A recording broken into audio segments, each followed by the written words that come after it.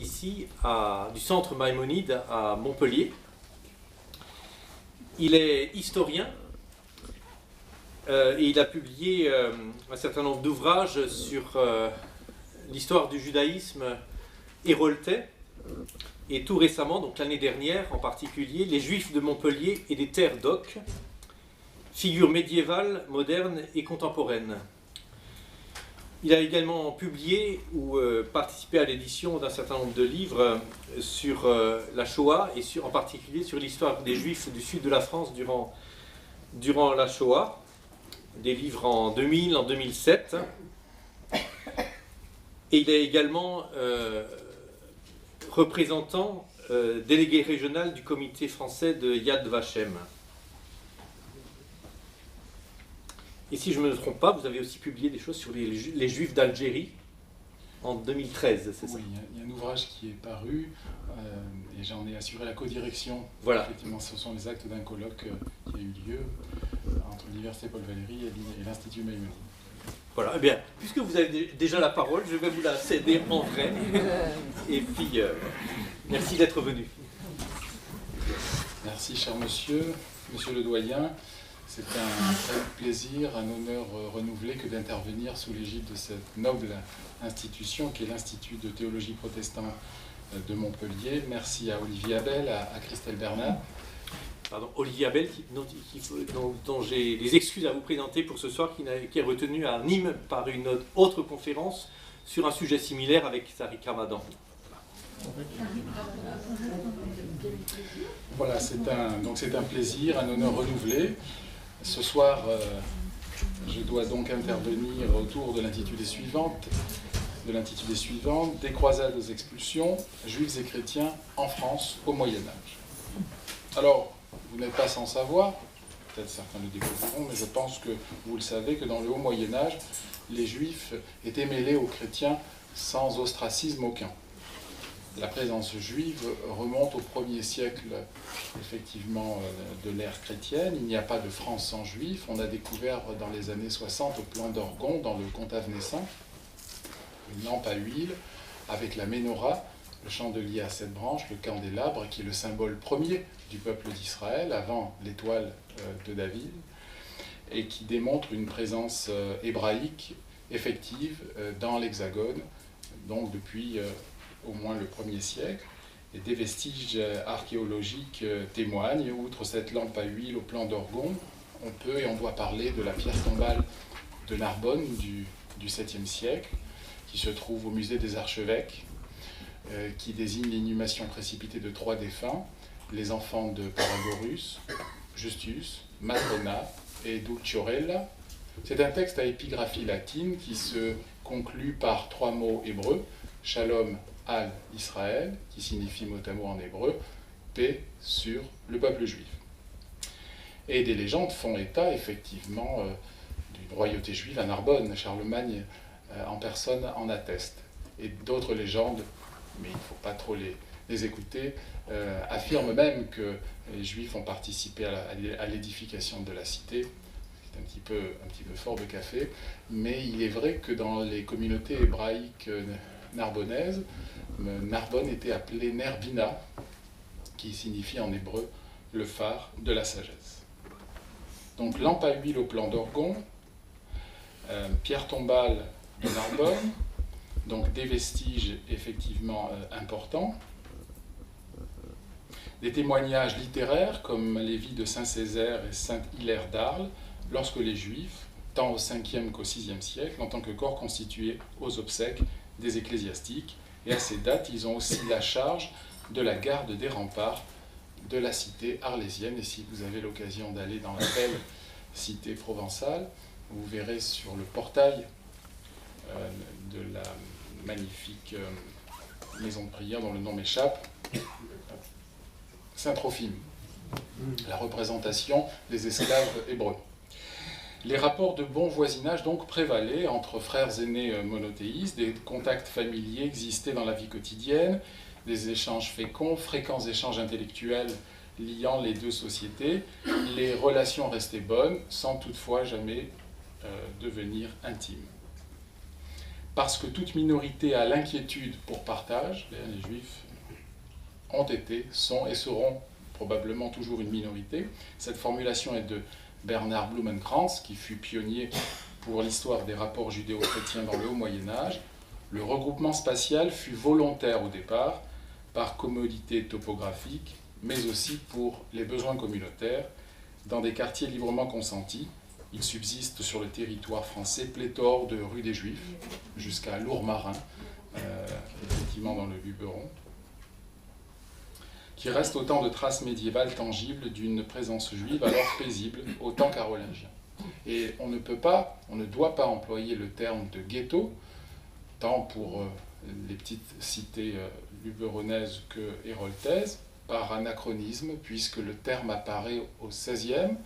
Le terme ghetto vient de l'italien getto gettare, qui signifie fonderie. Et donc ce terme est anachronique. Et puis ce n'était pas des quartiers circonscrits, un habitat judéo-chrétien mêlé. Certes, les Juifs ne pouvaient pas être propriétaires, mais tout de même, il y avait effectivement des mélanges entre Juifs et chrétiens, notamment à Montpellier, dans le premier quartier dit de la Baralerie, anciennement rue de la Sabbatariée-Neuve. Aujourd'hui, c'est le vieux Montpellier, rue du Puy des Esquilles, rue de Ratte, rue Castelmoton, rue Figuier, rue de la Vieille Intendance, rue du Palais, rue Montgolfier.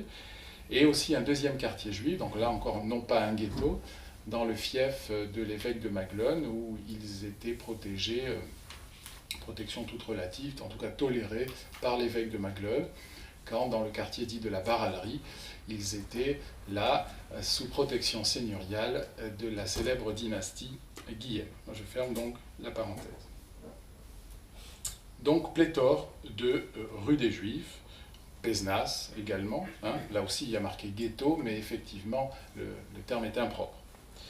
Grâce aux sources rabbiniques, par exemple, 1600 noms de localités à présence juive ont été signalés dans la somme incontournable et récemment rééditée, intitulée Gallia Judaica, d'Heinrich Gross, qui date de 1897.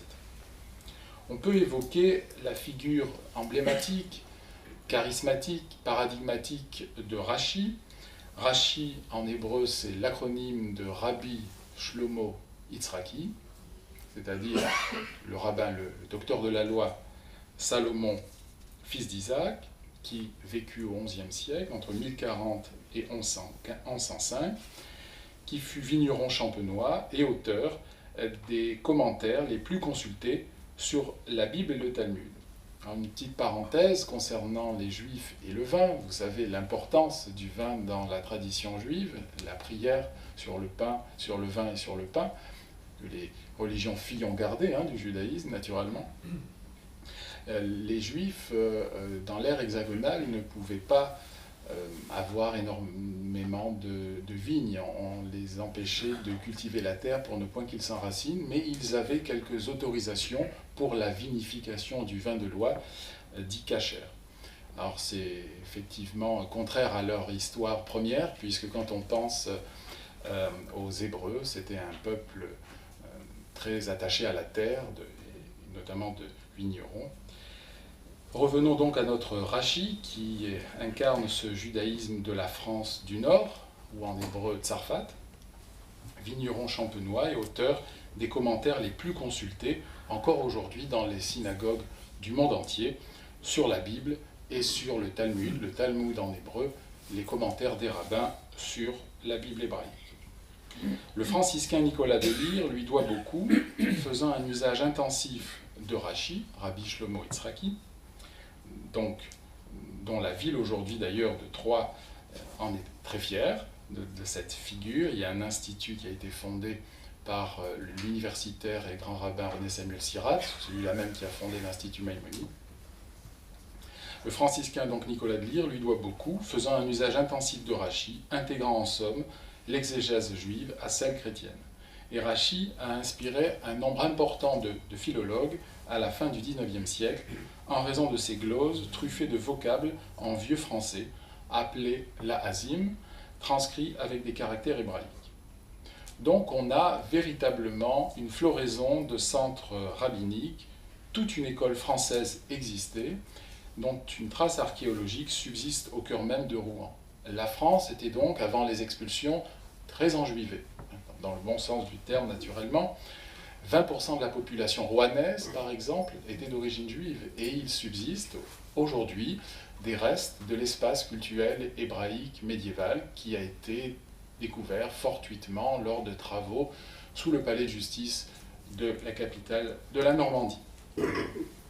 Dans l'iconographie chrétienne, synagoga était encore altière et souveraine, et nous allons voir que cela ne va point durer. Au nord du royaume de France, l'école de Champagne et son rayonnement. À la veille des croisades, le Centre champenois d'études juives est célèbre et confère au judaïsme français un grand renom. Notre rabbin Shlomo Yitzhaki, Rashi, formé aux académies rhénanes de Mayence et de Worms, voilà, on est du côté de là, effectivement, du Rhin, fonda donc sa propre école à Troyes. L'école française du royaume de France, Tsarfat, nourrie sur une mammaire culturelle aux écoles allemandes d'Ashkénaz, fut modelée par Rashi, ses lignées et disciples. On distingue essentiellement en Euroméditerranée deux familles juives diasporiques, les Ashkénazes d'un côté, les Séfarades de l'autre.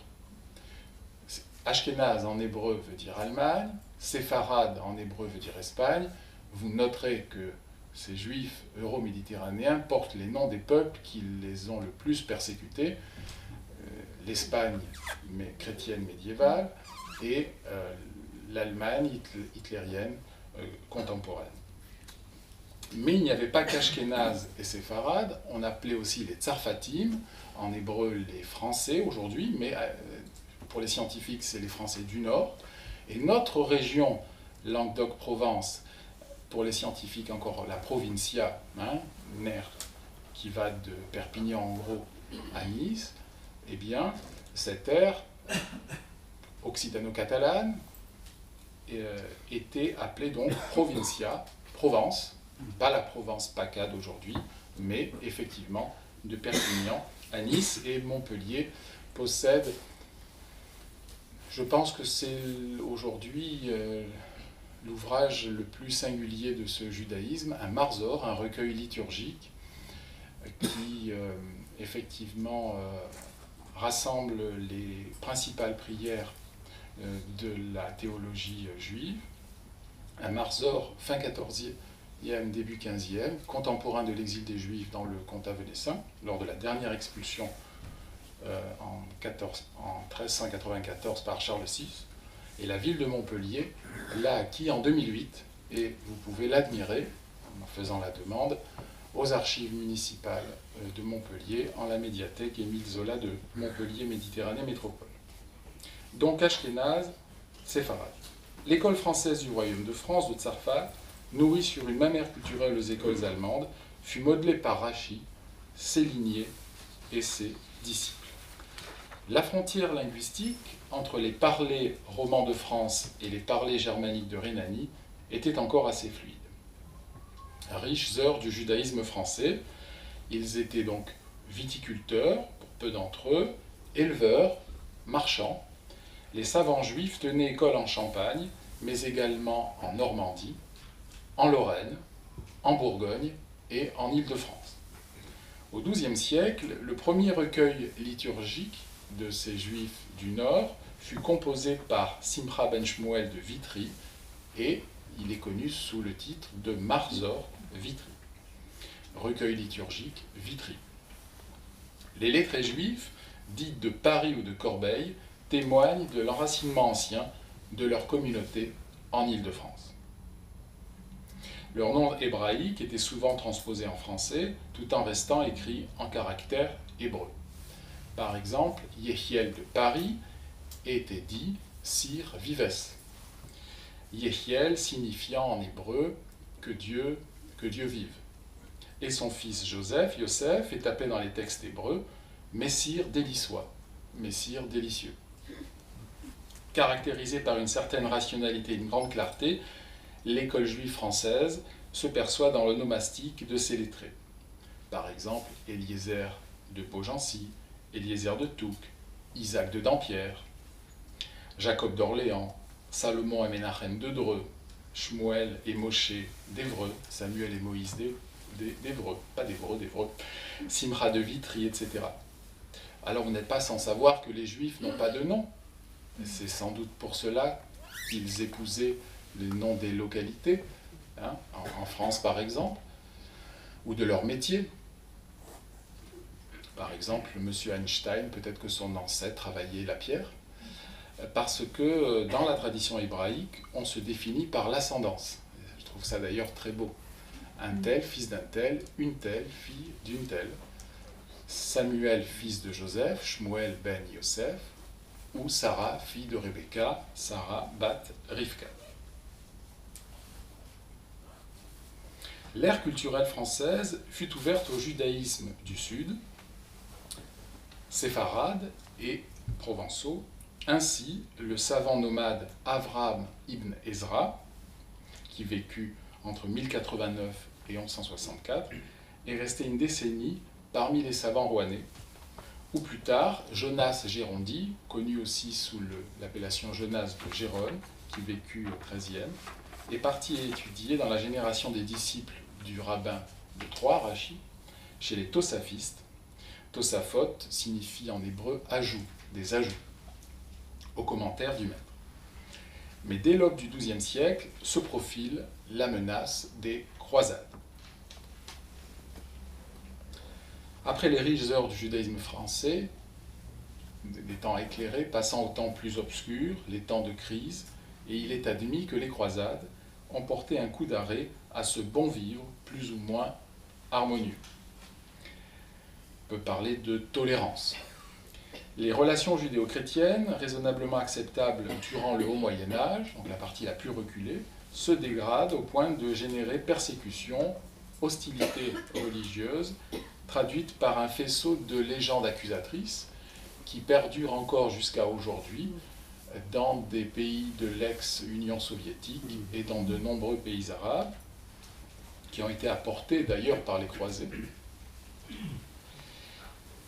Nous avons donc effectivement persécution, hostilité religieuse, légende accusatrice et à terme éviction des Juifs de la société globale chrétienne. En novembre 1095, le pape Urbain II du concile de Clermont prône la libération des célèbres lieux saints. Il s'agissait d'aller libérer le Saint-Sépulcre, qui était aux mains des Sarrasins, et des représentants zélés de l'Église qui arguèrent ainsi, je cite, « Pourquoi aller si loin combattre les ennemis du Christ, quand vivent tout près de chez nous des Juifs appartenant au peuple déicide ?» Car les Juifs ont longtemps été accusés d'avoir tué le Christ ou contribué à sa mort, à sa crucifixion. Et l'Église, on va le voir à mesure qu'on s'approche de la fin du Moyen-Âge, l'Église catholique rend donc responsables les Juifs de la mort du Christ, mais pourquoi voir finalement en Jésus le futur chrétien et en Judas le futur juif? C'est anachronique, c'était des disputes entre Juifs. Bien. Des foules prennent le chemin de la Terre sainte, et les Juifs, déclarés responsables de la mort du Christ, en font les frais. C'est ainsi que sont perpétrées en 1096 des persécutions, des exactions, lors de la première croisade à l'encontre des Juifs, et va être touchée la communauté rouennaise. Il est vrai qu'elles connurent leur paroxysme en terre allemande, où là on a eu un tourbillon de massacres. Les Juifs de la vallée rhénane, Worms, Mayence, d'ailleurs il subsiste un mikvé assez ancien à Worms, et à Spire, un mikvé du médiéval, qui n'est pas sans rappeler celui de Montpellier. Donc, massacre avec cortège de baptême forcés. L'Église pense que les Juifs sont dans l'erreur de ne point avoir reconnu la messianité du Christ, mais à partir du moment où ils embrassent la foi chrétienne, ils sont lavés, entre guillemets, des péchés d'Israël et peuvent devenir jusqu'à pape, et il y a eu 2 papes d'origine juive. Donc des conversions forcées. L'anti-judaïsme chrétien médiéval n'a rien à voir avec l'antisémitisme contemporain. Il y a des parallèles sur la perception du juif, mais ce sont 2 phénomènes différents, on en parlera peut-être lors du débat. Donc persécution, massacre, cortège de baptême forcé, suicide collectif pour la sanctification du nom divin, en hébreu Al-Kiddush Hashem. À relever qu'au sud de la Loire, dans le Midi où régnait une certaine aménité de mœurs, les Juifs furent épargnés. Donc quand on dit Montpellier, chauvinisme oblige, la tolérante n'est pas un vain mot. Fort de l'édit de Guillaume VIII de 1181, des Juifs ont pu effectivement résider à Montpellier, travailler avec leurs frères chrétiens, notamment dans le domaine de la médecine, et les Juifs, vraisemblablement, dans la ville de la montagne, appelée en hébreu Ir HaHar, Ir HaKodesh, la ville sainte, Har Gaash, la montagne de l'agitation, étaient probablement là dès la fondation de la ville en 985, à la fin du Xe siècle. L'après 1096 vit la détérioration progressive de la condition des Juifs et des relations judéo-chrétiennes. Par la suite, l'abbé de Cluny, Pierre le Vénérable, qui vécut au XIIe siècle, entre 1092 et 1157, réclama la participation financière des Juifs pour la Seconde Croisade, qui eut lieu entre 1147 et 1149, laquelle affectera encore douloureusement les Juifs allemands. L'essor de l'esprit de croisade au XIe a nourri l'exclusivisme religieux et conduit au renforcement de l'altérité du Juif, de sa différence. L'iconographie suivit le mouvement et l'artiste chrétien caricaturera le Juif, l'affublant d'attributs négatifs, souvent associés au serpent, à la chouette, symbolisant la fourberie, aveuglement, aveugle de la réalité, de la vérité chrétienne, yeux bandés pour synagoga, sur les tympans des cathédrales, tant à Strasbourg, Béziers, Lucques, Trèves en Allemagne, face à une ecclésia triomphante souveraine. Si vous avez l'occasion d'aller à Béziers, vous verrez sur le portail de la cathédrale Saint-Nazaire la représentation de deux femmes, l'une au port altier triomphant, c'est ecclésia, l'autre voûtée, les yeux bandés, c'est synagoga. Et nous avons la même chose donc à Strasbourg, où en plus je crois qu'il y a le sceptre brisé. Voyons à présent, au XIIe siècle, les légendes accusatrices. Une série de légendes accusatrices, très pernicieuses, qui vont générer des excès de toutes sortes. En 1171, à la fin du XIIe, l'accusation de meurtre rituel.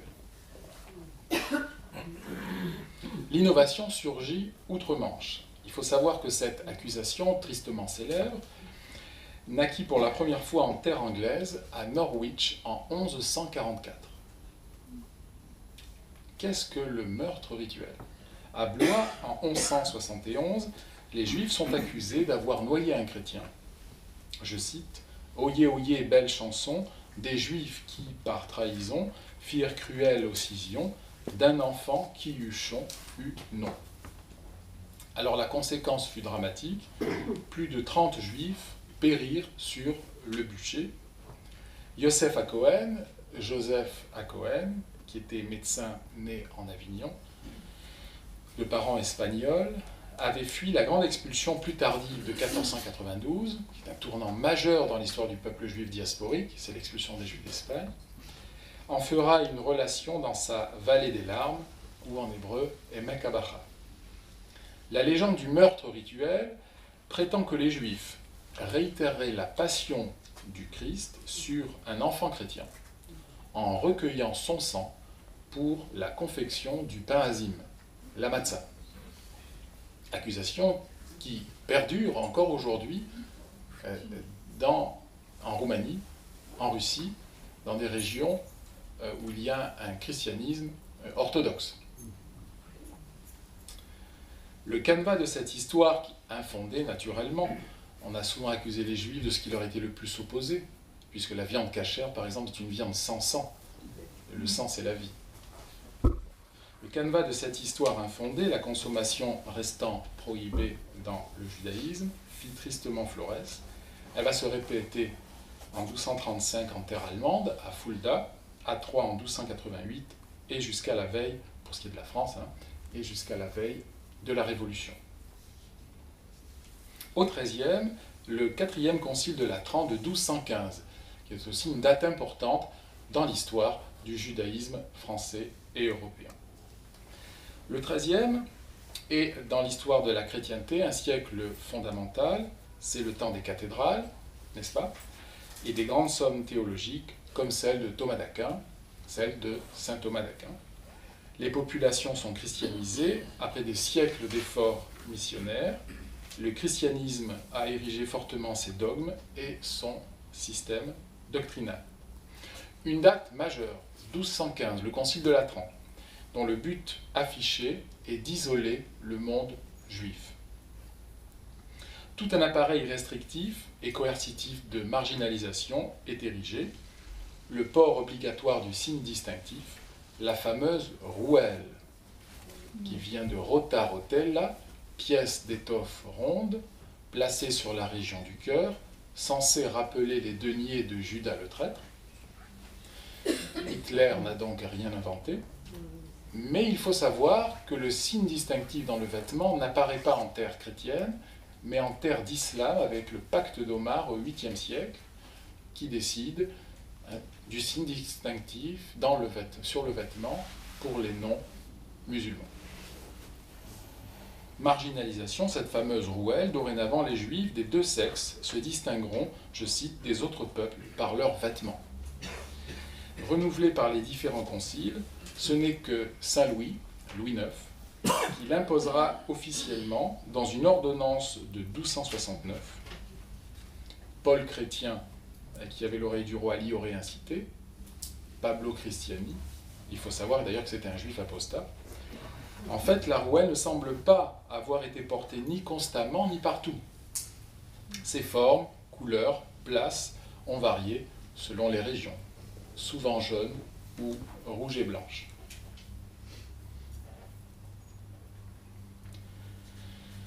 La rouelle, compartimentage de l'habitat, désormais cloisonné, interdiction d'avoir recours à des médecins juifs. Et Dieu sait si la médecine juive était fortement recherchée, et notamment à Montpellier, puisque les juifs avaient bonne presse dans la pratique médicale, ils pratiquaient la médecine arabe notamment. Interdiction d'avoir recours à des médecins juifs ou à des nourrices chrétiennes. Supprimer toute promiscuité. Les juifs ne doivent pas se montrer en public certains jours de la semaine sainte, qui est une semaine importante dans le christianisme.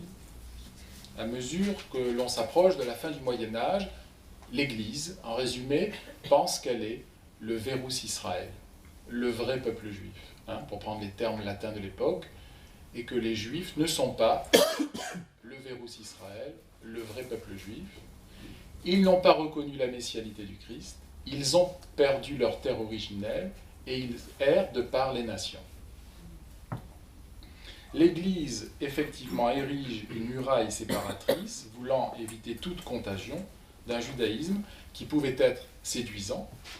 Il le fut d'ailleurs dans le Haut Moyen-Âge et dont on craignait le prosélytisme. Il faut savoir que le judaïsme n'est pas du tout prosélyte. Il a été dans l'Antiquité, il l'est en son sein. Vous avez le mouvement Lubavitch qui incite les Juifs à être plus pieux, mais le judaïsme, sinon, à la différence de ses frères et sœurs monothéistes, dans le courant de l'histoire, n'a pas fait de prosélytisme. Placer le judaïsme en état d'infériorité, mais paradoxalement aussi le protéger. Ne pas attenter aux vies des Juifs, ni à leurs biens. Ne pas attenter à leur vie, ni à leurs biens. L'exercice de leur culte leur est reconnu. Ils ne pouvaient être assimilés à de l'idolâtrie, leur Dieu étant le même que celui des chrétiens. Tout de même, la croyance en un Dieu unique, transcendant et immanent, partout présent et nulle part matérialisé, ça vient quand même des Juifs. Ils pouvaient avoir ainsi leur propre organisation interne, leurs dirigeants communautaires, ou beilons, leurs équipements collectifs. Alors, on les persécute un peu dans le vêtement et dans l'habitat parce que Judas, mais on les tolère parce que Jésus. ils sont témoins de la vérité chrétienne. Donc c'est une politique à double vitesse, témoins de la vérité chrétienne, selon la théorie de saint Augustin. Ils forment le peuple témoin dont il fallait garder la vie sauve pour qu'à la fin des temps s'accomplisse leur conversion, promise, n'est-ce pas, par saint Paul, reprenant Yeshayahu, Isaïe, les restes d'Israël seront sauvés. Les restes d'Israël seront sauvés. À présent, les discussions judéo-chrétiennes, et notamment celle de Paris de 1240, qui fut tristement célèbre. Pourquoi? C'est un véritable procès inquisitorial contre le Talmud. Le Talmud sont les commentaires des rabbins sur l'Ancien Testament. On préfère employer le terme de Bible hébraïque, n'est-ce pas? Ou en hébreu, la Torah. Alors c'est un procès inquisitorial contre le Talmud, concrétisé par l'immense auto-da-fé en place de grève. La dispute de juin 1240 a représenté une rupture dans une tradition de débat religieux judéo-chrétien, lorsque quelques juifs, savants, avaient des contacts avec des lettrés chrétiens qui les interrogeaient sur des points ardus de l'écriture. Alors aux échanges pacifiques d'antan vont succéder des débats solennels parfaitement orchestrés, où le judaïsme, lors de joutes publiques opposant les tenants des doctrines juives et chrétiennes, se trouve en position d'accusé. Les dés sont pipés, le juif perd à chaque fois, mais mieux il défend le judaïsme, et mieux c'est pour lui, il aura ainsi la vie sauve. Ce sera le cas notamment de Narmanide en Catalogne, on y reviendra. La controverse tenue à Paris résulte des accusations du juif converti, Nicolas Donin de La Rochelle, qui dénonce, je cite, les bougreries des rabbins contenues dans le Talmud. Et c'est intéressant de remarquer que tant dans la dispute de Paris que dans celle de Barcelone, ce sont des juifs apostats qui argumentent contre le judaïsme. Pourquoi? Parce qu'ils connaissent à la fois les saintes écritures juives et chrétiennes. Nicolas Donin de La Rochelle pour la dispute parisienne, Paul Chrétien, qui était originaire de Montpellier, Pablo Cristiani, pour la dispute de Barcelone. Et il avait en face de lui le célèbre rabbin Bonastrux Saporta, dit Rabbi Ben Narmanides, Maimonides en espagnol, qui a tellement bien défendu donc le judaïsme qu'il aura la vie sauve, et il s'exilera en Terre Sainte. Et dans ses écrits, il narra qu'il voilà, et je perds ma patrie et je retrouve ma matrie. C'est assez joli. Mais revenons à la controverse parisienne. Donc on parle de bougrerie des rabbins contenus dans le Talmud.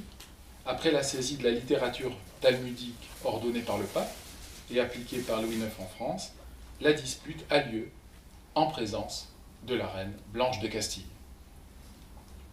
4 savants juifs réputés, dont Sir Vives ou Yehiel de Paris, directeur de l'école talmudique de Paris, et Moïse de Coucy, doivent répondre publiquement aux griefs de Donin, de Nicolas Donin. Des transfuges du judaïsme hébraïsant avaient traduit les passages talmudiques incriminés. Alors parmi eux, nous avions le dominicain Thibaut de Cézanne, qui était champenois, respectueux du latin autant que de l'hébreu, et qui recourait aux équivalents vernaculaires chers aux juifs français, citant souvent des gloses de Rabbi Shlomo Yitzhaki de Troyes.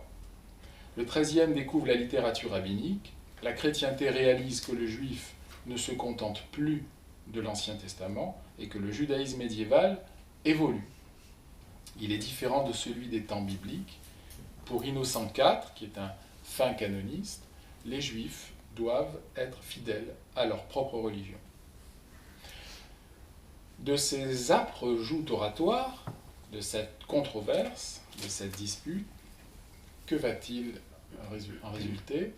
Eh bien, le brûlement du Talmud.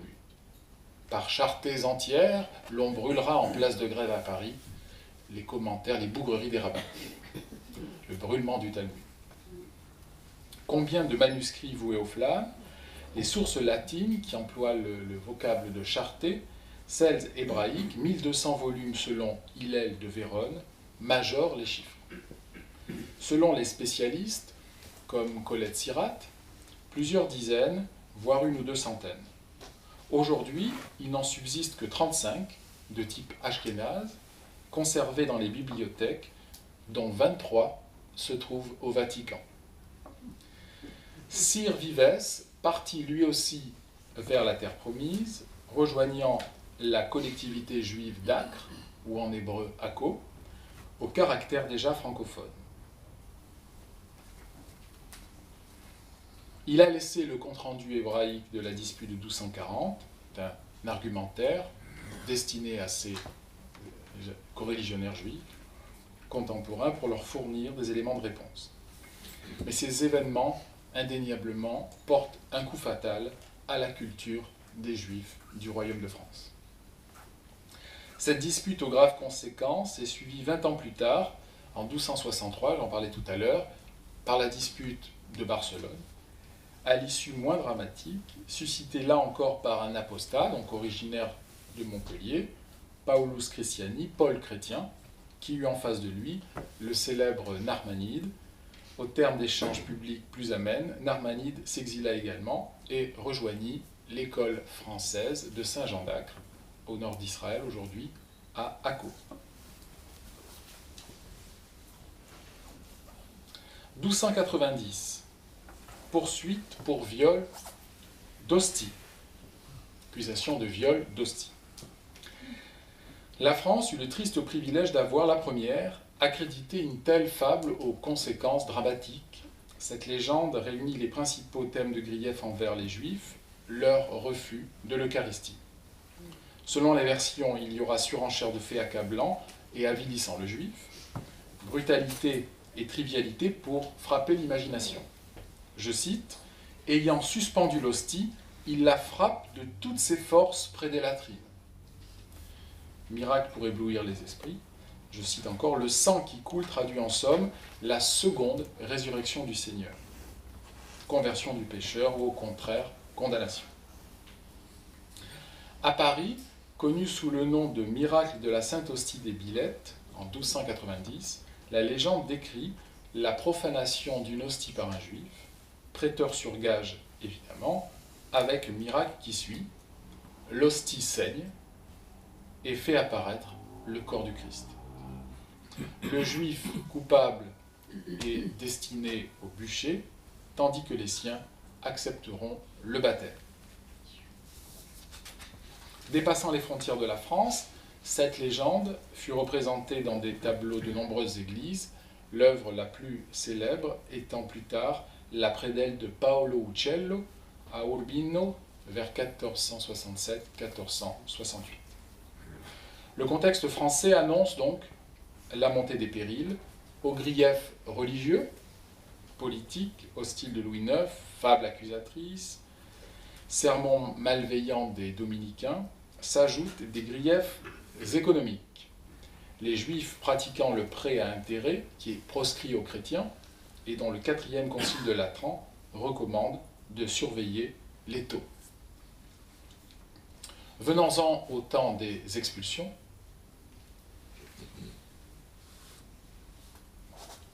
La première expulsion médiévale fut promulguée en France en 1182, par Philippe Auguste. Dans l'espace, elle avait atteint un domaine royal de dimension bien réduite. Il s'agissait de Paris, de la région parisienne, de l'Orléanais et de l'Île-de-France. Dans le temps, elle ne s'éternisera pas. En 1198, les Juifs seront rappelés.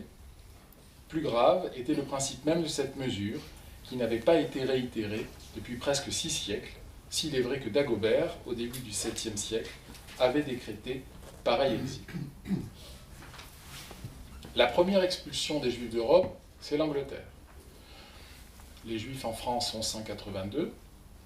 1306, nous avons aussi l'expulsion par Philippe le Bel. 1394, la dernière par Charles VI. 1306, expulsés. 1340 et quelques, on les rappelle. 1360, on les réexpulse. On les rappelle, on les réexpulse, jusqu'à la dernière de 1492. Pourquoi ce jeu d'expulsion et de rappel? On les expulse parce qu'ils ne veulent pas devenir chrétiens et pour garder leurs biens. On les rappelle parce qu'ils ont un grand savoir, tant économique qu'intellectuel. Expulsion définitive de 1394. À cette date, la France est vide de juifs. Il n'y en a plus en théorie jusqu'à la Révolution française.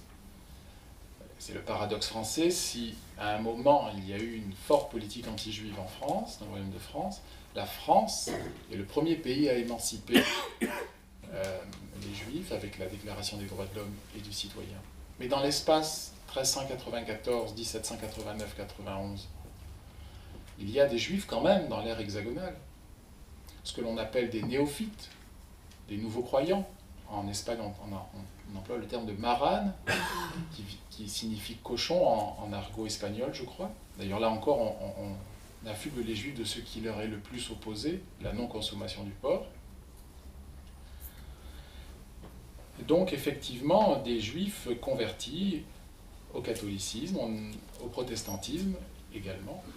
On a parlé de la famille des Catalans, de la famille des Saporta à Montpellier. Et puis, il y a une présence continue en Alsace-Lorraine. Bon, on connaît le statut spécial de l'Alsace-Lorraine, des Juifs à Bordeaux et des Juifs dans le comtat venessin, qui est indépendant du Royaume de France, puisque le comtat venessin est enclave pontificale, pape d'Avignon, Cavaillon, Carpentras, Lille sur la Sorgue, deviendra française, cette enclave, à la Révolution, n'est-ce pas ?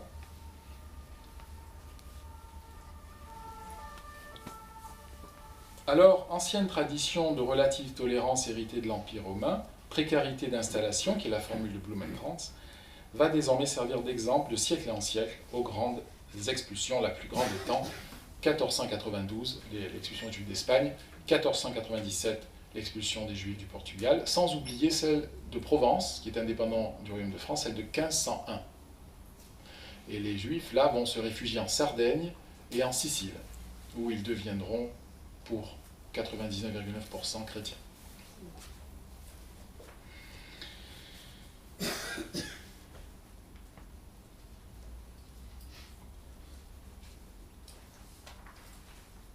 Donc, effectivement, cet événement frappe tant les esprits que dans une chronique française postérieure à 1321, une miniature représente les Juifs, un seul est caricaturé, portant à mi-vêtement la rouelle, la pièce d'étoffe ronde censée rappeler les deniers de Judas, chassée par Philippe Auguste, à la physionomie semblable à celle des bannis. Ce moment de l'histoire des Juifs est un témoignage précieux sur l'appréhension de faits touchant une minorité par la mémoire collective contemporaine, et je renvoie à la revue Religion et Histoire de 2007, qui reproduisait sur sa première de couverture, effectivement. La mémoire hébraïque a également relaté l'événement, et on doit remercier par-delà les siècles Yosef HaKohen, je le cite, en l'année hébraïque 4946, c'est-à-dire en 1186, le roi Philippe fit saisir les Juifs dans toutes les provinces de son royaume, leur ravit leur argent et leur or, et les chassa de son pays. Beaucoup abjurèrent alors leur foi, et recouvrirent par là leur fortune et leurs biens. Beaucoup de Juifs prenaient la plupart le chemin de l'exil, les plus nantis embrassaient la foi chrétienne pour ne point perdre leurs biens. Et il y a des célèbres familles provençales d'aujourd'hui, languedociennes, qui sont de souche hébraïque, qui le savent, qui ne le savent pas, ils ne veulent pas le savoir. Vous avez en Provence d'Estienne d'Orve, d'Entrecasteaux, Grimaldi, ici Catalan, Saporta, etc.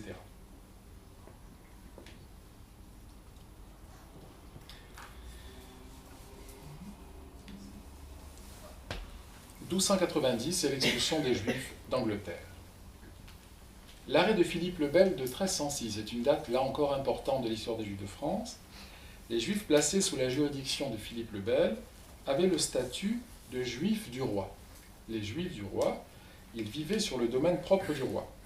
Le Juif du roi le restait à vie, dans le cas où il serait parti s'installer en dehors de ce domaine, dans des terres concédées en fief à des seigneurs.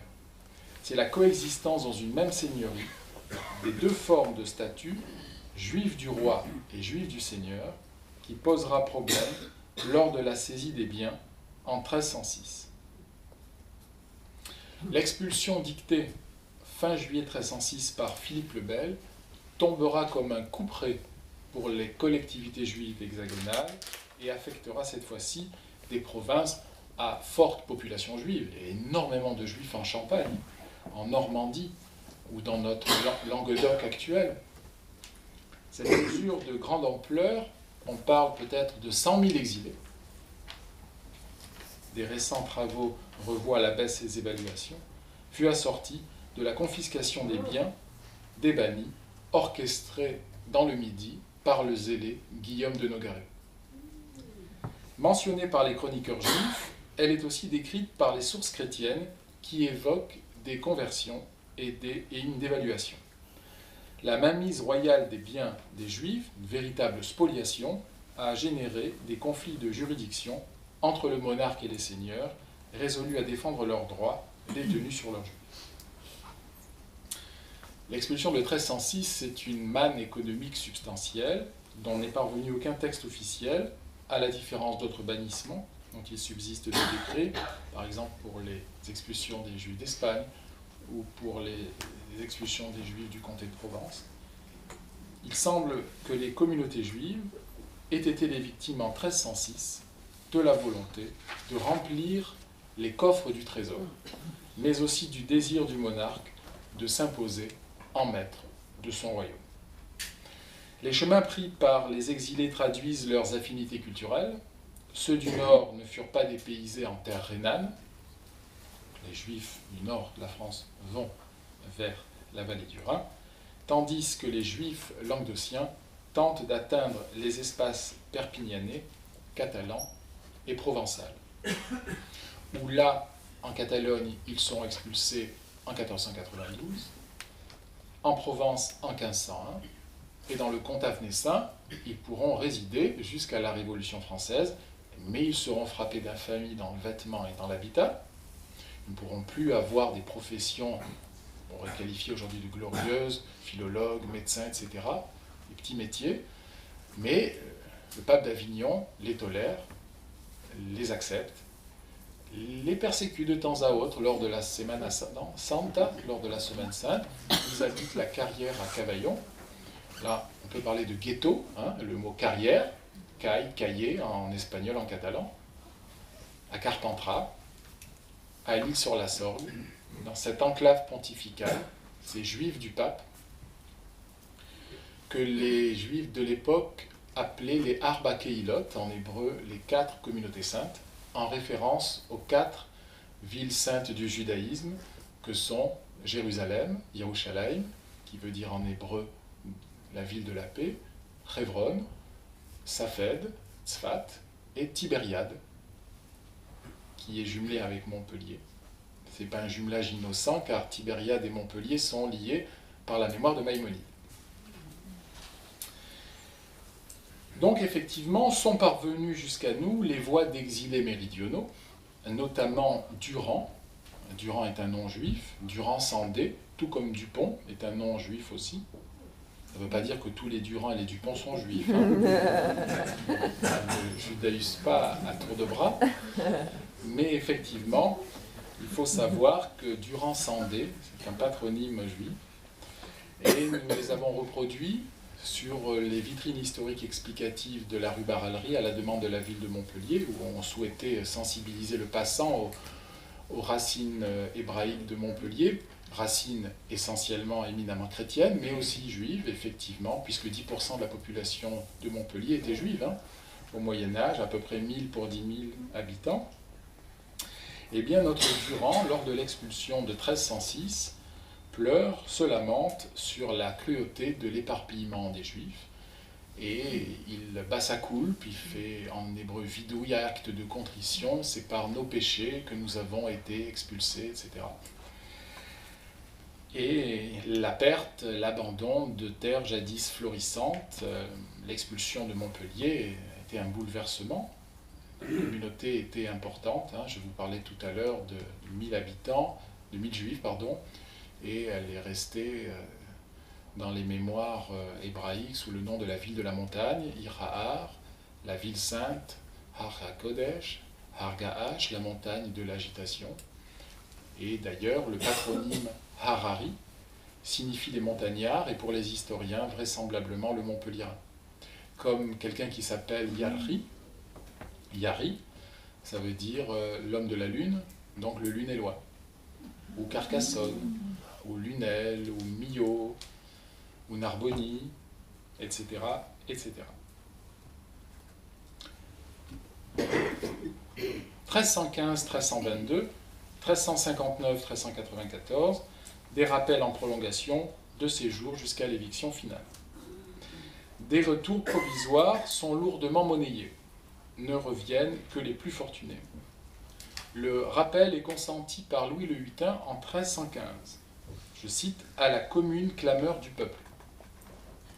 Limité à 12 ans, ne parvint pas à son terme, ruiné en 1322 par les explosions d'antijudaïsme populaire.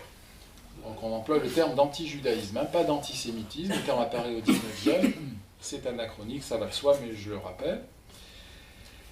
Explosion d'antijudaïsme populaire, par exemple, la croisade des Pastoureaux, la croisade meurtrière, où des hordes de pauvres et de bergers, rumeurs d'empoisonnement de puits, accusation d'un prétendu meurtre d'enfants au Puy-en-Velay en 1320, le massacre des Juifs à Chinon en 1321, et enfin la peste noire, où là, en 1348, elle a été génératrice de victimes, bien sûr de l'épidémie, mais surtout d'émeutes anti-juifs. On accusait les Juifs de la propagation, effectivement, de la peste.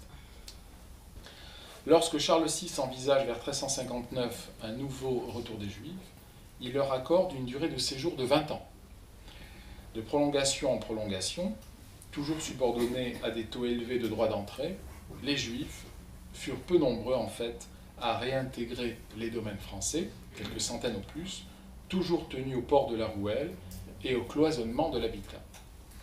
Et si à Montpellier, dans le fief seigneurial des Guillem, ils vécurent presque 2 siècles, lors du dernier retour autorisé, avant l'expulsion définitive de 1394, ils ne sont plus installés à rue de la Barralerie, Barralier dans les tonneliers, rue de la Sabatarie-Neuve, mais dans la rue de la Vieille Intendance. Cette très belle ruelle qui relie la non moins belle place de la Canourgue à la rue de l'Université.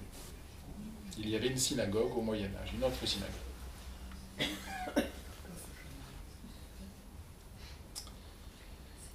Finalement, Charles VI, en 1394, le 17 septembre, leur intime l'ordre de partir définitivement. La France expulse tous ses juifs, mais elle est la première à les émanciper. Premier pays d'Europe à émanciper les juifs, en 1789-91, le deuxième dans le monde, émancipation de tout le monde, hein, et deuxième pays dans le monde après les États-Unis d'Amérique. La religion juive n'est plus licite, effectivement, dans le royaume de France. Les juifs du nord du royaume se réfugient surtout en Franche-Comté, en Suisse, en Savoie et en Italie du Nord. Donc, vous aurez compris qu'il n'y a pas eu, si il n'y a pas de France sans juifs, il n'y a pas eu de présence continue de juifs dans l'Hexagone, à la différence d'autres pays voisins. Au sud de la Loire, il est intéressant de percevoir le renom du foyer languedocien, avec ces écoles rabbiniques célèbres dont parle le rabbin Benjamin de Tudel, au XIIe, dans son carnet de route, en hébreu Sefer Massaot, où il écrit qu'il a côtoyé bon nombre de communautés juives florissantes, à Montpellier, à Béziers. Il y avait 2 quartiers juifs, le Bourg Saint-Félix, également dans la partie archiépiscopale, à Narbonne, évidemment, à Posquières, l'actuel Vauvert, ville de la Kabbale, on en dira un mot, à Pézenas, hein, vous avez vu qu'en terre pissénoise, on parle d'un ghetto, mais il faudrait dire au maire que le terme est impropre, puisque 2 rues juives et le quartier n'était pas clos, comme en Europe de l'Est ou en Italie. Et ce rabbin Benjamin de Tudela, Binyamin de Tudela, entendait répertorier les Juifs d'Euro-Méditerranée. Donc il serait même allé, la légende dit, jusqu'en Chine, peut-être pas aussi loin, mais en tout cas, il est passé par le Proche-Orient, et également une cartographie intéressante de la terre biblique d'Israël, et il serait passé également par la Perse, l'Iran d'aujourd'hui. Donc des écoles rabbiniques célèbres. En hébreu, on parle à Montpellier, à Lunel, de Batei Midrashot Kvuot les Talmud. Donc il y avait des juifs religieux au Moyen-Âge à Lunel. C'était une ville où le rigorisme, au Moyen-Âge, et chez les juifs, était important, mais c'était des juifs qui s'adonnaient à la lecture thoraïque et talmudique jour et nuit, assez pacifique, et qui avaient vraisemblablement leur maison de prière dans l'actuel hôtel de Bernice, et un totem dans le vieux Lunel, pas à Lunel-Viel, dans le vieux Lunel, rappelle l'impact intellectuel au Moyen-Âge des populations juives de la ville de la Lune, de Lunel, de Yaréar. Puisque les Juifs au Moyen-Âge appelaient Lunel Yaréar, la ville de la Lune. Pourquoi? Parce que ça leur rappelait Jéricho, Yéricho, qui veut dire en hébreu la ville de la Lune. Donc, école rabbinique célèbre à Narbonne, à Lunel, à Posquière, à Montpellier. Cette provincia des textes hébraïques, l'équivalent de l'Occitanie, était au XIIe, tout traditionnel, adonné à l'étude biblique, talmudique et juridique. L'inquiétude de ces judaïcités occitano-catalanes, là en l'occurrence occitane, va être troublée par l'arrivée des Juifs andalous. Des Juifs au sud de l'Espagne vont être persécutés en Andalousie par l'arrivée des Almohades, qui prônent un islam rigoriste, une lecture fidéiste des préceptes de la loi coranique non étayée par la raison. La foi sans la raison, on pourrait dire. Et donc, avec à sa tête Ibn Toumart venu du Maghreb, semble à peu près du Maroc, il donne le choix aux Juifs, la conversion à la loi mahométane, l'exil ou le glaive. Donc la plupart prennent le chemin de l'exil, certains vont plus loin en terre arabo-musulmane, notamment au Yémen,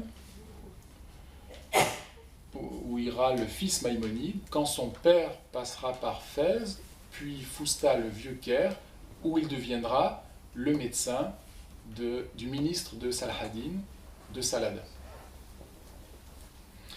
Mais pas l'ensemble de cette internationale andalouse, pour reprendre la belle terminologie de Moshe Hidel, qui est le plus grand scientifique en matière de recherche kabbalistique et qui est professeur à l'Université hébraïque de Jérusalem. L'ensemble de cette internationale andalouse ne va pas que vers le versant oriental, mais aussi vers le versant occidental. Et donc Montpellier, Lunel, et voilà, toutes nos villes voisines vont récupérer ces juifs, nous dirions aujourd'hui très intellectualisés, et qui vont mettre à profit les judaïcités locales de leur potentialité, et notamment la médecine arabe médiévale. Ils parlent tous l'arabe. La langue du savoir au Moyen-Âge, ce n'est pas le latin ou le grec, c'est l'arabe. Et donc l'arrivée au XIIe de juifs arabophones qui fuient le sud de l'Espagne, avec les persécutions almohades, se traduit par un important apport philosophique et provoque une véritable révolution culturelle. Le sud de la France abrite, dès lors, un judaïsme profondément original, dont la contribution à l'histoire intellectuelle fut notoire. Et l'on assiste à des transferts culturels sans précédent, à l'incitation des lettrés juifs locaux, notamment la famille non andalouse des Meshulam, qui voit l'arrivée des juifs andalous, pour employer un langage moins soutenu, tu es très versé, enseigne-moi ce que tu sais. Et donc le lignage Thibon, par exemple, qui veut dire en arabe la paille, de souche andalouse, va enseigner tout ce qu'ils connaissent en médecine, en philologie, en technique traductions en Talmud, en mystique, en Kabbale, etc. Donc on a une effervescence, un bouillonnement intellectuel et spirituel, théologique, entre juifs locaux et juifs arabophones d'Andalousie. Le sud de la France, effectivement, qui vraisemblablement sont les assises du judaïsme français, cette histoire était peu connue du grand public, elle commence à le devenir, elle n'était que des scientifiques et des gens de foi dans le judaïsme, mais véritablement, les juifs et leurs frères chrétiens ont travaillé en étroite collaboration et ont contribué au renom de la médecine à Montpellier. Et si Montpellier, elle est ce qu'elle est aujourd'hui, par exemple, hein, elle le doit grâce à son université, et à l'origine c'est l'école de médecine, et donc des rencontres judéo-chrétiennes autour du legs gréco-arabe. Des familles de réfugiés juifs andalous se mettent donc à traduire les classiques de la pensée judéo-arabe. Les textes scientifiques gréco-arabes, les œuvres d'auteurs musulmans, Ibn Sina, ou nom latinisé d'Avicenne, et surtout Ibn Rushd, Averroès, n'est-ce pas, devient accessible en hébreu aux juifs du Midi. Et c'est surtout la traduction à Lunel en 1204 du Moreh Nevuchim en hébreu, ou en arabe du Dalalat al-Hayrim, du Guide des égarés, en français, mais il vaut mieux employer le terme de perplexe, si on prend le terme hébreu, qui effectivement, traduction de cet ouvrage phare de Maïmonide par Samuel Thibon, et le vif engouement que connaît dans certains milieux réceptifs, suscite une vaste controverse qui éclate en 1230 pour rebondir en 1303 autour des dangers pour la foi de la recherche philosophique. Pour décrypter, Maïmonide est un immense savant, théologien, rabbin, médecin, écrit, sur la forme c'est un traité arabe, mais c'est un ouvrage juif, le Moreh Nevuchim, le Guide des perplexes. En fait, son opus magnum est destiné à des intellectuels d'un haut niveau. La masse n'a rien compris à ce qu'il disait, et donc a anathémisé effectivement son ouvrage phare. Et la traduction, l'année même de la mort de Maïmonide, en 1204 à Lunel, et sa diffusion pendant 26 ans jusqu'à la première controverse, eh bien, va occuper le quotidien de ces communautés, et les juifs locaux, plutôt rigoristes, n'accepteront pas l'introduction philosophique dans la pensée de Moïse. Pas de foi et de raison pour beaucoup de juifs locaux. Et donc, il y aura des disputes au sein du judaïsme entre rationalistes, entre guillemets, et rigoristes. Athènes ou Jérusalem? Lecture étayée par la raison, lecture de la loi mosaïque, la loi de Moïse, avec ou sans la raison. Mais mutadis, mutandis, nous avons la même chose dans le monde musulman, et encore aujourd'hui. Mais au Moyen-Âge, avec Averroès, et il y aura aussi plus tard Thomas d'Aquin, foi ou raison, débat d'actualité. Et donc les juifs locaux n'accepteront pas l'ouvrage phare de Maïmonide, et le rabbin de Montpellier, en 1230, Shlomo ben Abraham, sollicitera les autorités rabbiniques du Nord. Là, effectivement, nous aurons l'intervention également, outre des rabbins de l'Église, des frères dominicains, des prêcheurs, ainsi que du cardinal Romanus, chargé de réprimer l'hérésie cathare, et probablement en place publique à Montpellier, on a détruit une copie du Guide des perplexes. Vous voyez qu'il y a eu des autodafés, pas qu'à Paris, mais aussi à Montpellier. Donc il y a eu une offense faite à Maïmonide. Et c'est pour réparer cette offense, c'est l'une des raisons pour lesquelles le jumelage avec Tibériade a eu lieu, et pourquoi l'Institut d'études juives créé par les universitaires Sirat et Fresh porte le nom de l'aigle de la synagogue pour demander pardon des péchés des Montpelliérains, pour faire sourire. Donc effectivement, en 1230, C'est ça, 1230, c'est la première controverse. On est dans la période aragonaise et mallorquine, puisque c'est 1200-1340 et quelques. Mais là, le judaïsme dépend du nord. Il y aura une deuxième controverse contre les études philosophiques au début du XIVe, dans les années 1300, où là, c'est un nouveau rabbin qui porte le nom de rabbin Abba Mari Ayachi, le rabbin Abba Mari le Lunélois, qui sollicite là les autorités rabbiniques de Barcelone, et notamment du grand rabbin Ben Adresh, le mot Ben Adret, pour interdire l'étude de la philosophie. Et effectivement,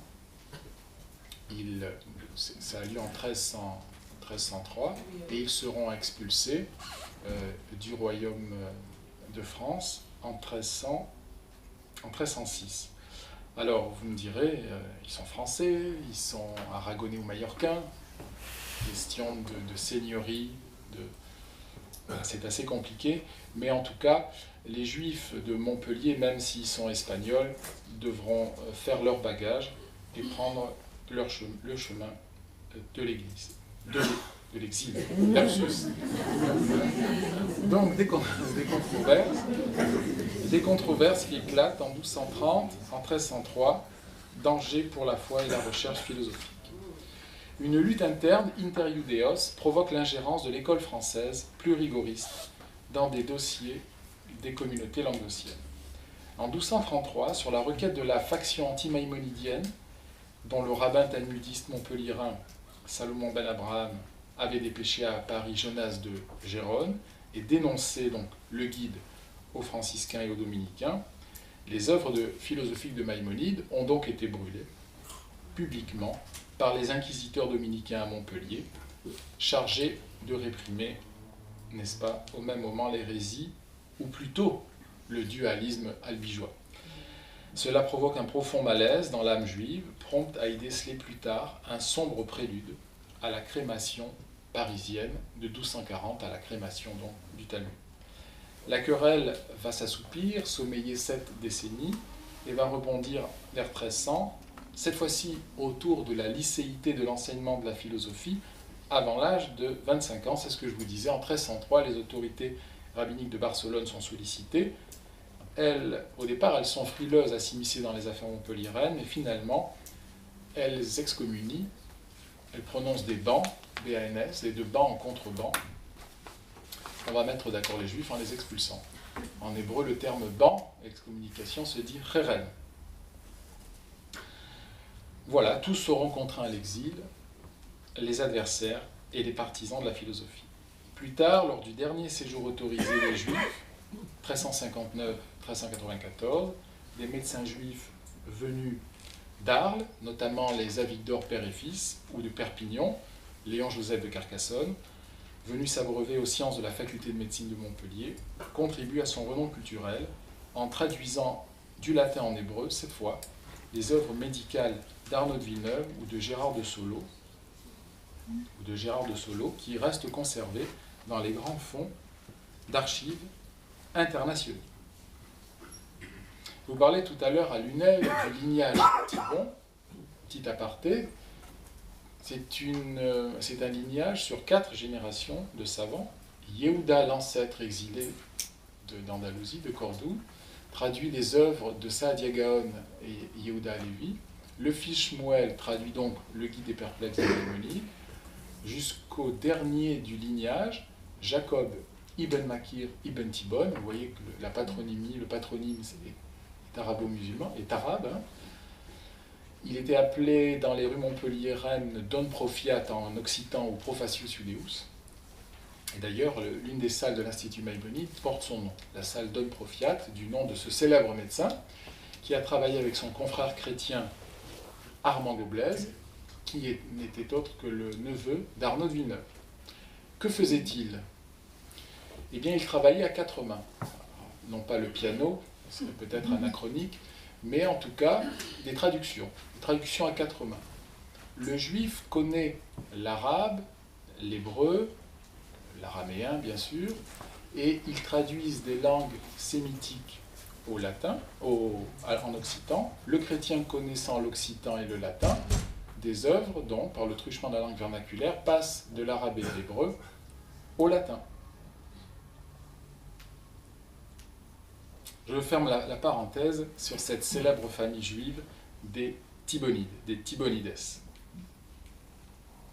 La tradition rationaliste, effectivement, persiste cependant dans le Midi. D'autres figures représentatives, on doit citer Menachem Hameiri de Perpignan, qui vécut fin XIIIe, début XIVe, penseur juif, il a été le premier à soustraire les chrétiens de la catégorie des idolâtres, qui affirmait que l'observance des préceptes dans le judaïsme des terres d'Oc n'avait pas été amoindrie par la pratique philosophique. Ancêtre des amitiés judéo-chrétiennes, il prônait la pratique de rapports amicaux avec les chrétiens et la tolérance pour les convertis. On peut citer pour Bagnols-sur-Cèze Gersonide, Rabbi Ben Gershon, ça c'est l'acronyme, donc Gersonide, 1288-1344, philosophe, astronome et mathématicien. Il confectionna des tables astronomiques à partir d'observations faites à Orange en 1320 et sur la requête de grands et nobles personnages chrétiens. Et il fut à l'image de son prédécesseur, Prophasius Judæus, ou Don Profiat, le dernier donc de la lignée des Thibons, qui avait fait des tables astronomiques à la longitude de Montpellier en 1300. La poésie profane et liturgique, allez-vous me dire, eh bien, sachez qu'elle a fleuri aussi en Pays d'Oc, à Béziers, avec Avraham Bedersi, vers 1230-1300, et surtout son fils, Yedaïa Hapnini, qui vécut fin XIIIe, début XIVe, versificateur prolixe et ardent défenseur de la pratique de la philosophie. Et Manuel Forcano, le célèbre musicien, musicologue et historien, a fait sa thèse sur Yedaïa Hapnini de Béziers. Et c'est lui qui a énormément travaillé avec le grand gambiste Jordi Savall, catalan tous deux.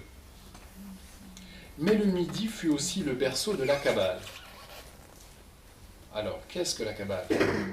Ce n'est pas la Kabbale de Madonna, ce n'est pas le terme galvaudé, faire une Kabbale contre quelqu'un, ce n'est pas la Kabbale encore chrétienne de Pic de la Mirandola, il s'agit du mysticisme. Kabbalah en hébreu veut dire réception, tradition, qui désigne les enseignements ésotériques, mystiques du judaïsme. Et le Languedoc est une terre de Kabbale. Le Languedoc a été à la fois terre de rationalisme et terre de mysticisme. Et la capitale en Languedoc, si vous voulez, ce fut Posquières, l'ancien nom de Vauvert. Il y a d'ailleurs une rue des Juifs à Vauvert.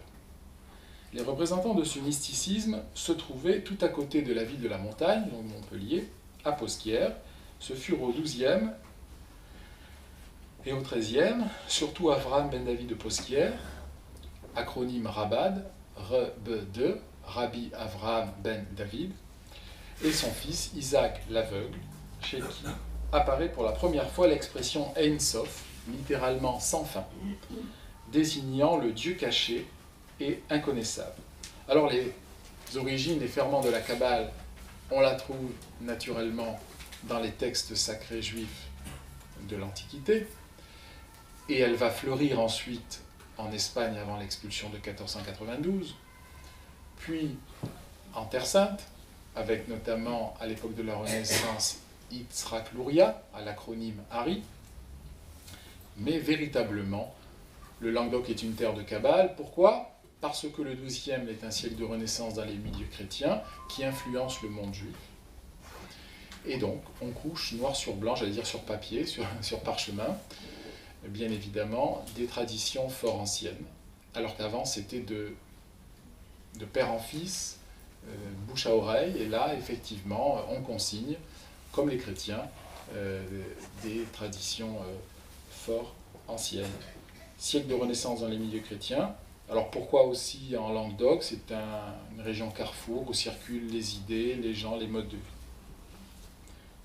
La Kabbale s'attache à rechercher dans la transcendance divine le sens d'une vérité de la vie religieuse. Entre 1150 et 1200, c'est en Languedoc qu'est compilé notamment le Sefer Habahir, qui signifie le livre de la clarté, qui représente les 10 forces cosmiques et les premières manifestations du divin, qui sous le nom de Séphirot Séphiras, Séphiroth, sphère céleste, jouent un rôle majeur dans les développements ultérieurs de la Kabbale. Née dans l'actuel Vauvert, elle se transporte tout près en Catalogne. Du judaïsme montpelliérain, dont on n'a pas pu tout dire, mais je vous engage à venir à l'Institut Maïmonide pour effectivement suivre quelques enseignements sur l'histoire et la civilisation du judaïsme local. Des vestiges lapidaires et livresques subsistent. Je vous parlais donc du Marzor, mais comment ne point citer le Mikvé de Montpellier, que sans doute certains ont pu admirer, qui est l'un des deux plus anciens monuments religieux avec la crypte de Notre-Dame. On est à la source de Montpellier d'ailleurs, hein, à la source du judéo-christianisme, du monothéisme. Mikvé en hébreu veut dire agglomération des eaux. C'est un bain rituel du XIIe qui a été retrouvé dans les années 80, restauré, et qui est l'un des lieux les plus visités lors des journées patrimoine. Il a été inauguré lors du millénaire de la ville en 1985, et on doit sa découverte en grande partie au regretté Georges Frêche. Le rituel hébraïque, ou le Marzor, élaboré par les Juifs du Mont, je vous en parlais tout à l'heure, dans l'enclave pontificale voisine du comte Avnessin, a été acheté aux enchères par la mairie en 2008 et conservé aux archives municipales de Montpellier. Et les fouilles archéologiques sur la synagogue médiévale, dans le même bâtiment de la Barallerie, se poursuivent et vont continuer. Donc, effectivement, nous a dit l'actuel maire Philippe Sorel, c'est vous dire que les différentes mandatures et municipalités ont pris conscience de l'héritage hébraïque conséquent.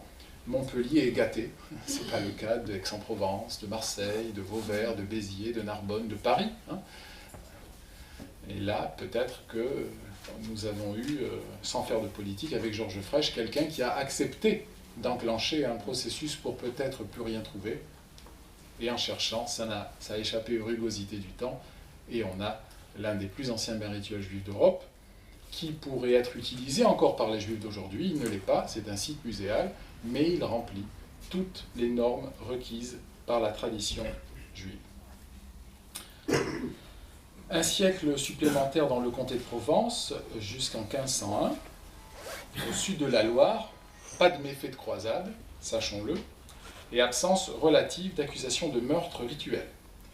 Un seul cas à Valréas en 1247, lors de la Semaine Sainte, ou encore du côté de la Provence, à Manosque, en 1296, dans le haut pays provençal, dans des cités proches géographiquement du royaume de France. Alors, ce sont des suspicions, des rumeurs, mais pas de conséquences graves.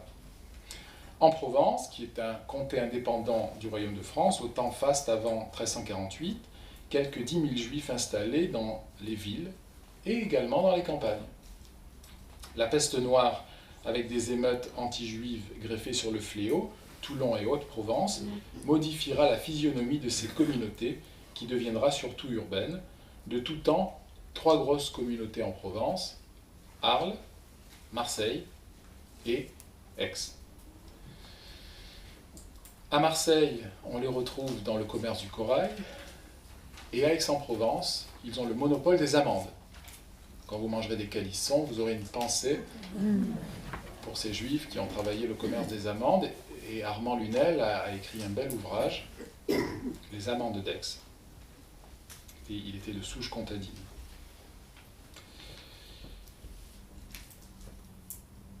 La peste noire avec des émeutes anti-juives greffées sur le fléau Toulon et Haute-Provence modifie donc la physionomie de ces communautés, je vous le disais. Au XVe, sous le roi René, s'observe une vie économique active dans le petit pré, en nature ou en numéraire, le négoce, denrées alimentaires, dont les amandes d'Aix, les huiles de la région de Salon et de Toulon, textiles et produits d'élevage, et l'artisanat, drapier, toilier, fripier, copiste, matelassier et teinturier. Si j'ai pu travailler sur la région Montpellier-Hérault, c'est ma mère qui est la spécialiste des Juifs de Provence, Marseille et Aix.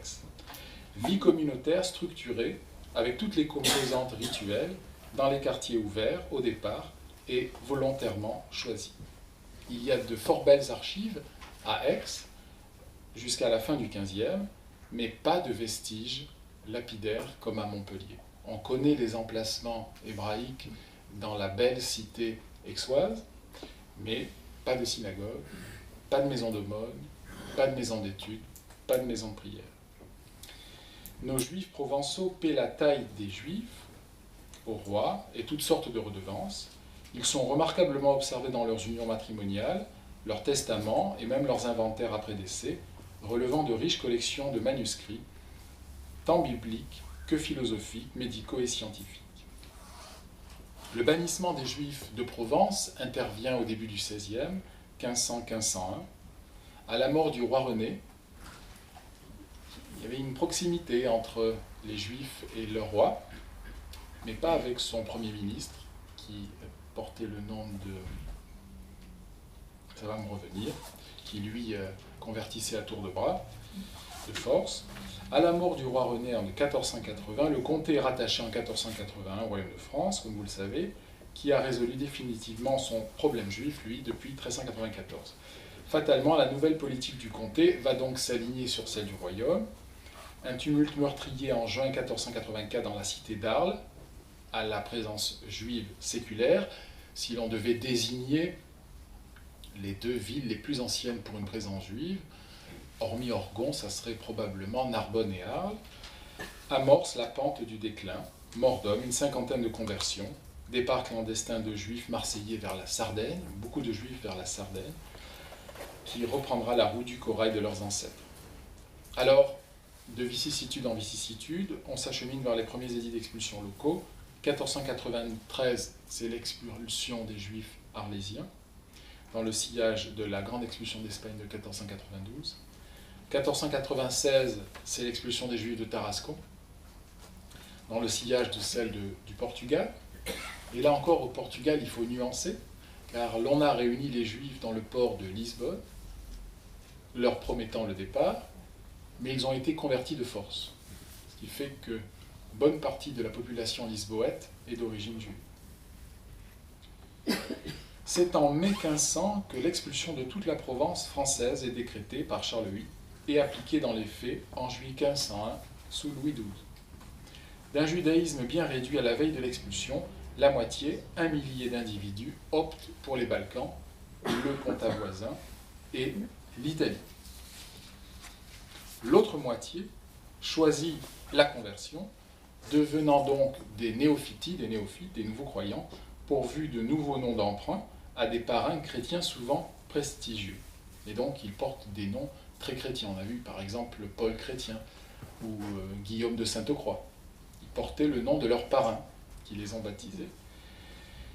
Au fil du XVIe, ces néophytes se marient entre eux au départ, finiront petit à petit par s'intégrer, en dépit du regard de l'ancien chrétien, face à une ascension sociale prompte et dérangeante dans le tissu social et même religieux de la Provence, laquelle a ainsi beaucoup d'aïeux juifs. On va conclure avec les états pontificaux du comte avenassin, remis définitivement au Saint-Siège en 1274 avec la ville d'Avignon, acquise par la papauté en 1348. De cette enclave pontificale, papale, des communautés résiduelles et marginalisées, autorisées, parce que témoins de la vérité christique, vont être réduites fin XVIe à 4 villes, c'est les fameuses Arba Keilot, 4 communautés saintes dont je parlais. Là, ce sont des véritables ghettos, des carrières de la Renaissance. Et ce serait une belle idée que d'organiser un voyage sur les traces de ces juifs du pape et de visiter la synagogue, le musée judéo-arlatin de Cavaillon, la synagogue et les fondations du Mikvé de Carpentras, le cimetière de l'Île-sur-la-Sorgue et l'emplacement du quartier juif avignonnais pour mieux appréhender l'histoire des juifs du pape. C'est ainsi qu'on les appelait. Disciple d'une religion fossile, entre guillemets, ce judaïsme comtadin et avignonnais survécut jusqu'à la Révolution française dans une tolérance toute relative, héritée de Saint-Augustin, sous la tutelle pointilleuse des légats pontificaux. Pas de bannissement, hormis une velléité d'expulsion en 1569, qui donna lieu tout de même au départ précipité de juifs carpentraciens et d'Avignon vers la terre promise via la plaque tournante marseillaise. Et sachez que quand le comtat avenassin est devenu français, les juifs étaient déboussolés, ils avaient l'habitude de leur ghetto cloisonné et de leurs chapeaux pointus. qu'ils ont continué à garder, pour certains. En conclusion, dans le Midi, temps fatidique plus tardif, une certaine douceur de vie, pas de méfaits, de croisades ou de fables accusatrices. Armand Lunel, un juif comtadin, qui a écrit le livret d'Esther de Carpentras de son coreligionnaire provençal Darius Milhaud, a pu écrire « Sous le ciel des troubadours, je cite, et par la douceur hâtive des tempéraments, l'âpreté des rapports entre l'Église et la synagogue put peu à peu se réduire, et le poids de la réprobation théologique s'alléger jusqu'à rendre pacifique la cohabitation des chrétiens et des juifs. » Fin de citation. Le Languedoc, ce sont des transferts culturels sans précédent, propices à l'allégorie philosophique. D'où un rigorisme moindre qu'au nord. Rachid, une vision rigoriste. Maïmonide, plus rationaliste. Tendance rationaliste dont héritera le judaïsme voisin provençal, ce qui explique en partie le large mouvement de conversion survenu en 1501. Pour finir, pas faire d'histoire larmoyante.